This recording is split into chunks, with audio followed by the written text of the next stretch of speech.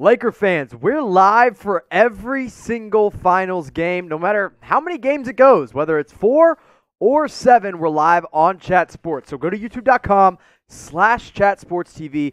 Make sure you subscribed and you've hit your notification bell as well because you do not want to miss it. We had over 100,000 viewers in Game 1, and I want to double, triple, quadruple that throughout the rest of the finals, and I need your help to do it. So go subscribe today, and also make sure that you subscribe to the Lakers Report.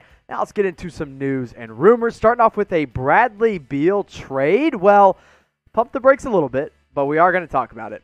Bradley Beal has bought a $6.8 million mansion in Los Angeles, in one of the most expensive parts of Los Angeles, to be exact. And when you buy a home in LA, people start speculating, are you moving? Are you moving from Washington, D.C. to Los Angeles? Now, it'd be a big transition, and the Lakers have shown interest in Bradley Beal before.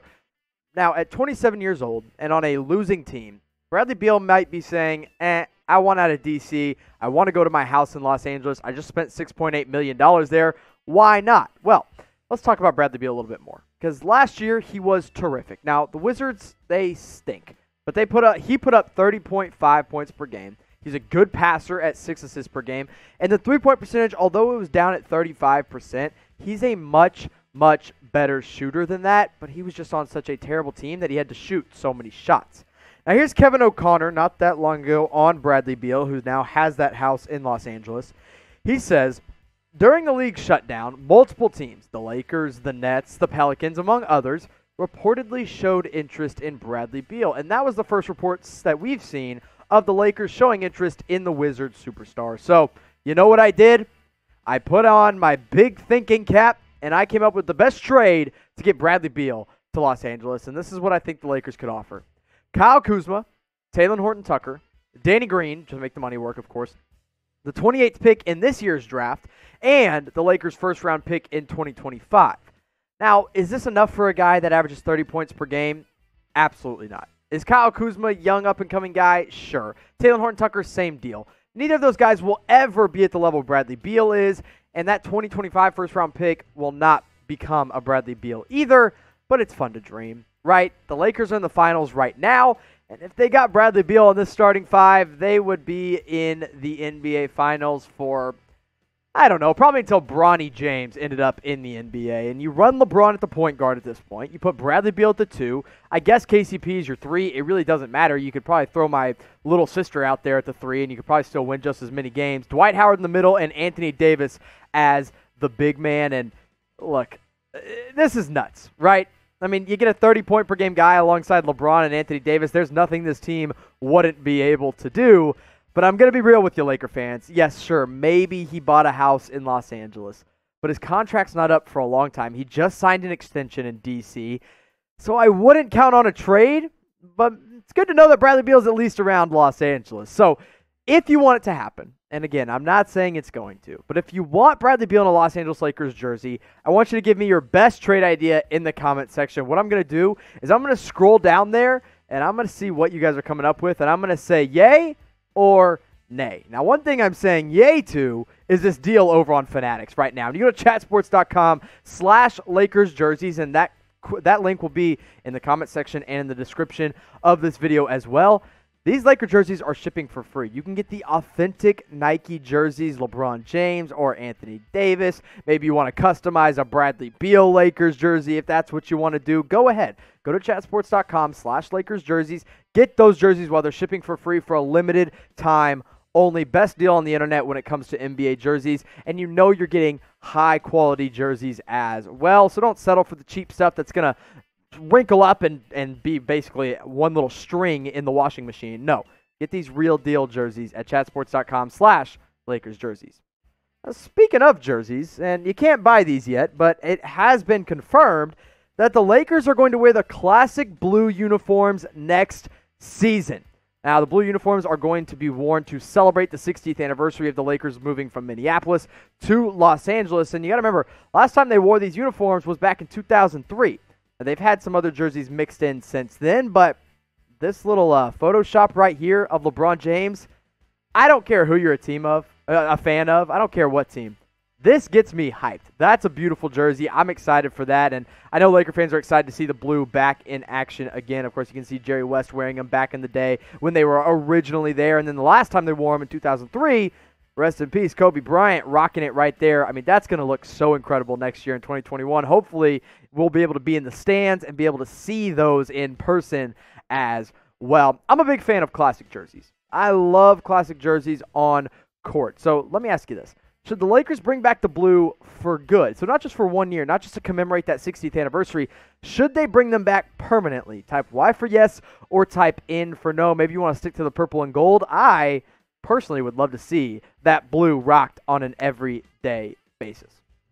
Let's go to LeBron James. After game 1, yeah, they won, and yeah, they were up by 30 at one point, but the man was not happy. He did not like the way his teammates acted. He did not like the way they got cocky after going up by quite a bit because he's been there before and he's gotten come back on before, like in 2011. Now, game 1, they did seal the deal. They won by 18 points, 116-98. It was a good victory all around, and it was a dominant win. But when you have guys like Anthony Davis, who's supposed to be your second-best player, and other solid guys like Dwight Howard, who's supposed to be a veteran leader on the team, acting like idiots and putting up the goggles in the middle of the game, LeBron James, the guy who's been around the league longer than just about anybody, doesn't stand for that. He was not cool with the way they were acting. He said, hey, let's get the job done first, and then we can celebrate. Now, to be exact, here's what LeBron said when asked about it. He said, I like the way we played in that second, third quarter, but the way we ended, that's unacceptable. Talking mainly about the way they acted. He said, I've experienced moments in my career where you have all the momentum in the world, and you felt like you had the game under control. And one play here or one play there could change the course of a series or change the course of a game. Got to remember, 2011, Mavs came all the way back in just the last 5 minutes of the game, and he got absolutely stung by that one. Now, the King was outstanding in that game, 25 points, 13 rebounds, 1 assist away from a triple-double, and he also played in 36 minutes, which frankly surprised me that he played that many minutes, but Anthony Davis was no slouch either. The dude put up the most points in the game, but LeBron, better all around. So who impressed you more, L for LeBron James or A for Anthony Davis? I mean, got to go with LeBron James, right? He acted a little bit more professional. At 35 years old, he nearly had the triple-double. And when it really counted, he stepped on the Heat's throat and just said, hey, we're not going to lose this game. And he did not let them lose.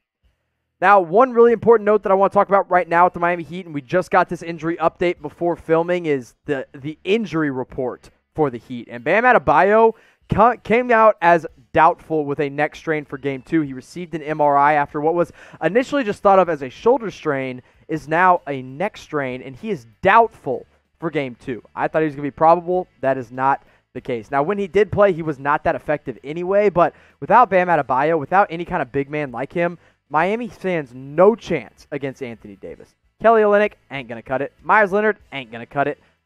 Who else they got? Chris Silver or Derrick Jones Jr.? Yeah, I don't think so. I'd like to see Bam Adebayo play personally because I want this to be a competitive series. I know it gives the Lakers an advantage, but guys, you want to play these teams at their best, and without Bam, the Heat are not at their best.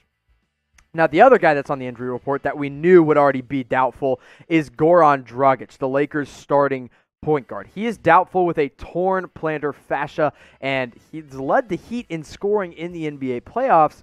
Now, I would not expect him to play in that Game 2, and you'd probably see Kendrick Nunn, the rookie point guard, starting in place of him. Now, in Game 1, neither of these guys were very good in the time that they got. Bam played just 21 minutes, and he scored 8 points and had 4 rebounds, no assists for a guy that's usually a really good passer as a big man. And Goran Dragic in 15 minutes, he had a couple nice layups around the rim, but at the end of the day, only 6 points and 3 assists before tweaking his foot in what was a non-contact injury. And when you look at what he's done in the playoffs as a whole, it's helpful for Laker fans to know they won't have to face this because the Lakers themselves don't have any great point guards to defend Goran Dragic, who's been averaging 20 points per game, 5 assists, and shooting better than 35% from 3. So without 2 of their 5 starters, I think this is going to be an easy Game 2 victory for the Los Angeles Lakers. I know the Miami Heat are still a good, deep team. Kendrick Nunn can step in. Derrick Jones Jr., I guess Chris Silver or Kelly Olynyk can step in for Bam Adebayo. But, guys, should be an easy answer. So I want to see, you know what? I'm dreaming big. I'm dreaming real big here. And my producer is talking in my ear. Producer Sam says that you guys can't do it. I don't think we can see 100 LALs in the comment section before we get out of here. So go ahead, scroll on down to the comment section. Let me know who you got, Miami Heat or Los Angeles Lakers in Game 2.